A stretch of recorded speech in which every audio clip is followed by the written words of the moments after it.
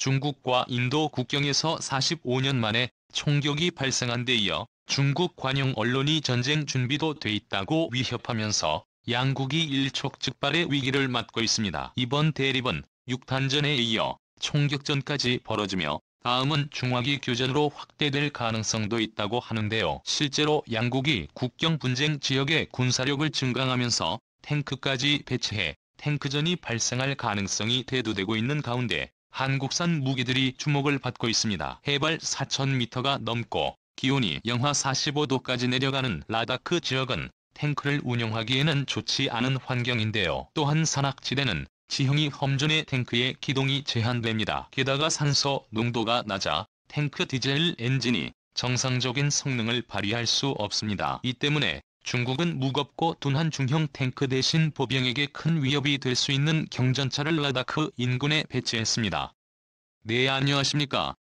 군사기밀 뉴스 TV입니다. 알람 설정을 하시면 영상 업로드 시 바로 시청하실 수 있습니다. 중국이 이 지역에 배치한 경전차는 2015년에 등장한 최신 15식 경전차로 중량 50톤급 주력 전차가 제대로 활동할 수 없는 티베트 고원지대나 중국 남부 베트남 국경지대 등에서 사용할 수 있도록 개발한 중량 35톤급 의경전차입니다. 15식 경전차는 차체 크기를 줄임과 동시에 자동 장전 장치의 채택을 통해 승조원의 3명으로 줄이고 포탑의 높이와 폭도 최대한으로 억제하였습니다. 차체는 중국이 독자 개발한 복합 장갑으로 보호되며 차체 전면과 측면 포탑에는 착탈이 가능한 폭발식 반응 장갑이 적용됐습니다. 이 정도 방어력이라면 서방 측보병 전투 장갑차에 40mm급 철갑탄을 방어할 수 있는 것은 물론 보병이 휴대하는 대전차 미사일에 대해서도 어느 정도 방어력을 보여줄 수 있을 것이라는 분석입니다.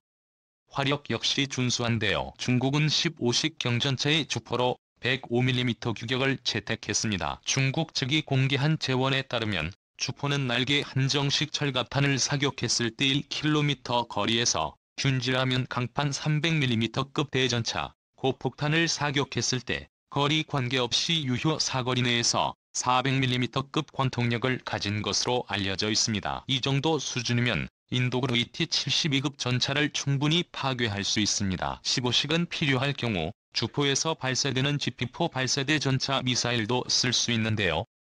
사거리는 5km, 관통력은 600mm급입니다. 이는 재원상으로 인도군이 보유한 모든 전차를 격파할 수 있는 공격력입니다. 또한 한국의 K-힐이나 K2 전차처럼 유기압 서스펜션을 채택해 차대의 농가를 조절해 5도 내외의 추가적인 전차포 방열 각도도 얻을 수 있어 산악지형 등에 대응하는 데 효과적입니다. 중국 15식 경전차는 호지대 작전에 대응해 파워팩의 기존의 터보 장치에 직렬로 연결되는 추가 터빈 장치를 장착하였습니다. 그 덕분에 8250Hz 엔진은 평시 483마력의 출력을 발휘하지만 추가 터빈을 가동하면 1000마력 이상으로 출력이 상승해 고산 지대나 험지에서 높은 효율을 보여줄 것으로 보입니다. 이 같은 중국의 움직임에 인도는 최신 전투기를 배치함과 동시에 평균 고도가 3,600m에 되는 라다크 지역에서 사용할 수 있는 경전차를 긴급히 요구하고 있습니다. 신형 경전차 도입 사업을 발표하고 긴급 예산까지 편성한 인도 육군은 신형 경전차의 핵심 조건으로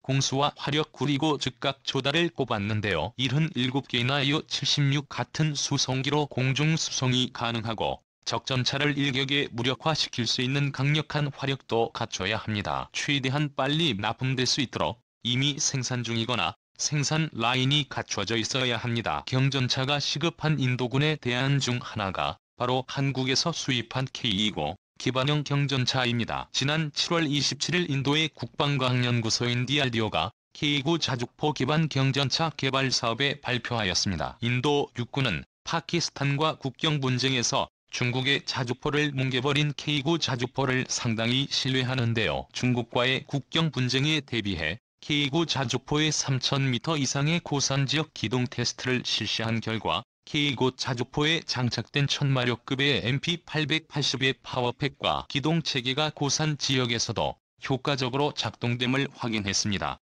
이에 DRDO는 근본적인 해결책으로 15식 경전차와 제대로 맞설 수 있는 K구 기반형 경전차를 제안한 것이죠. 인도는 신뢰성이 입증된 K고 자주포의 차대에 벨기에 CMI사가 개발한 C3000대고 포탑을 결합해 신뢰성이 우수한 전투 중량 35톤급의 경전차를 급조하는 것이 가능하다고 보고 있습니다.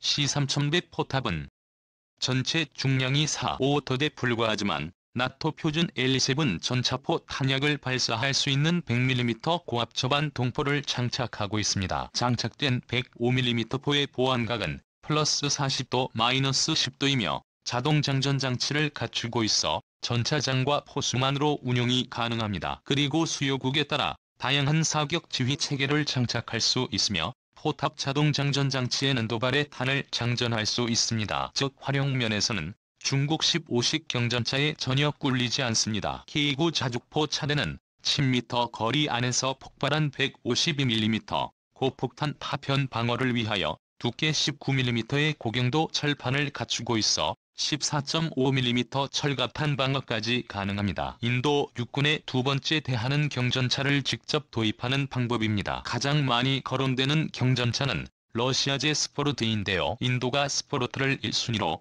접찍은 이유는 공수와 화력 때문입니다. 스포르트는 러시아가 공수 군용으로 개발한 무기로 수송기의 신복 공중에서 낙하산으로 투하해 작전 지역에 투입하는 공수 능력을 갖추었습니다. 러시아군의 설명대로라면 이 경전차를 통해 인도된 고원지대의 어디라도 수송기로 투입할 수 있는 강력한 경전차가 생기는 것이죠. 스프린트는 전투 중량이 18톤에 불과하지만 조포는 인도군 주력 전차인 T9에 탑재되는 2해 46의 반동을 줄인 2해의 75,125mm 활강포를 사용하는데요. 하지만 스포르트는 중국도 1990년대에 도입을 검토했다가 포기한 무기로 약점이 많습니다. 이 경전차는 낙하산으로 직접 강화가 가능하다는 점을 빼면 장점이 거의 없습니다. 화력도 사실 장점으로 볼 수 없는데요. 18톤에 불과한 차체는 125mm의 엄청난 반동을 제대로 흡수하지 못해 정밀성에서 문제가 있다는 지적입니다. 이 때문에 스포르트는 조포 사격전 차량을 정차하고 서스펜션을 최대로 내려 지면에 바짝 밀착시킨 뒤 사격하도록 권장하고 있습니다. 스타크래프트에 나오는 치즈보드의 탱크를 생각하시면 이해가 빠르겠네요. 이렇게 사격하지 않으면 호신이 흔들려 명중률이 형편없이 낮아집니다. 그렇다고 서스펜션을 지면에 밀착시켜 사격을 하려 하면 사격을 준비하는 수초 동안 고정된 상태로 적이 시야에 그대로 노출되게 되죠. 또한 경량화를 위해 사용한 알루미늄 합금 장갑재는 중기관총에 관통될 정도입니다. 이런 전차가 전장 한복판에서 사격을 위해 몇 초간 멈춰 있다면 어떻게 될까요? 스타크래프트에서 시즈모드 하는 동안 파괴되는 탱크를 쉽게 보셨을 겁니다. 때문에 인도군 내부에서는 중국의 15식 전차에 제대로 대적할 수 있는 경전차를 구매해야 한다는 목소리도 나오고 있습니다. 그 후보로는 한국 카마 디펜스 AK-21 대구경 전차가 다크호스로 떠오르고 있습니다. 현재 필리핀 경전차 사업에서 경쟁하고 있는 파버 디펜스의 K11-105는 치바이사가 개발한 105mm C3000 포탑을 사용하고 있습니다. 위에서 언급한 K아호병 전차와에 사용되는 포탑과 같은 포탑이죠. 사실 경전차용 포탑으로는 유일하다고 할 수 있습니다. 105mm 주포는 우리 군이 보유한 모든 종류의 105mm 전자포탄 및은 KTO 표준 일제 전차 포탄을 운용할 수 있으며 40도의 포신 포각으로 최대 사거리 15km의 복사 화력 지원도 가능합니다. 포구 초속은 K274 신형 날개 안정 분리 철갑탄을 사격할 경우 1.56km로 2km 거리에서 510mm의 균질감 연간 장갑을 관통하며 전차포탄뿐 아니라 포발사 대전차 미사일 도발 시 가능한데 이 미사일은 반등능동 레이저 유도 방식으로 최대 사거리 5km 장갑 관통력은 아래 위치의 기준 550mm입니다. 또한 포탑이 4.5토의 격양이므로 캠리 20의 차체에 없어도 보병 전투 장갑차와 동일한 25톤의 전투 중량을 유지할 수 있으며 자동 장전 기능으로 탄약수가 필요 없어서 조종수 포함 대당 3명의 승무원으로 운용이 가능한 것은 물론 기동간 사격과 보수 조준경반 차장 파노라마 조준경을 연동한 헌터 킬러 기능 부하 및 수상 사격 능력 등 회의실의 보병 전투 장갑차와 동일한 제반 성능을 갖추고 있습니다. 방어력 또한 준수한 수준으로 앨리스의 유리 섬유와 LEI-103 세라믹 그리고 알루미늄 합금의 복합재 장갑재를 사용해 전면 방어력은 GMP 430mm 기관포의 LPGS터는 1km 거리 밖에서 방어한다고 합니다. 인도가 어떤 선택을 하든지 한국에게는 상당한 이익이 있습니다. 인도 국방부가 K9 자주포 기반형 경전차 개발을 결정한다 해도 현재 라이센스 생산 중인 K9의 경우 한국에서 공급한 부품을 인도의 중소기업들이 조립 생산하는 방식으로 한국에 이익이 많은 편입니다. 인도는 18개월 안에 3대의 수제 경전차를 급조하길 원하고 있는데요. 이는 인도 혼자서는 어림도 없습니다.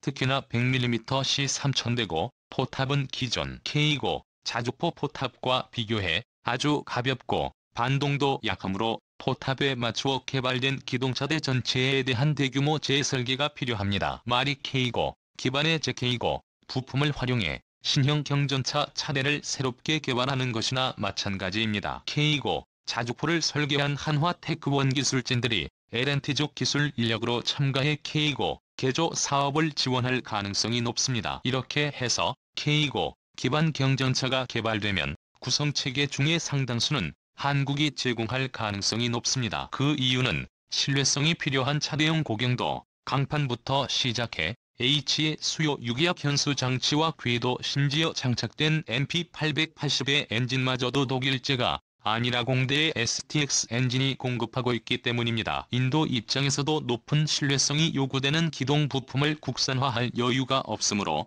당연히 핵심 기동 부품은 모두 한국에서 조달할 수밖에 없을 것입니다. 즉 인도의 K9 기반 경전차 사업은 우리에게도 아주 좋은 사업 기회임이 분명합니다. 또한 인도 모디 총리가 극찬한 K9 자주포 면허 생산 사업이 성공적으로 진행되면서 무기에 대한 인도군의 인식이 매우 좋은 상황입니다. 화력과 방어력, 기동력과 같은 무기체계 자체의 재원은 물론 납기 일정 등 인도군의 요구사항 대부분을 충족하는 조건은 회의실의 100분입니다. 인도군이 어떤 선택을 하든 인도 중국 국경 지역에는 중국이 자랑하는 최신형 경전차 15식과 한국의 무기가 대체하는 상황이 펼쳐질 가능성이 있습니다. 인도 파키스탄 국경 지역에서 한국의 K9 자주포의 뜨거운 맛을 본 중국이 어떤 대응을 할지 귀추가 주목되고 있습니다. 군사기밀 뉴스TV입니다.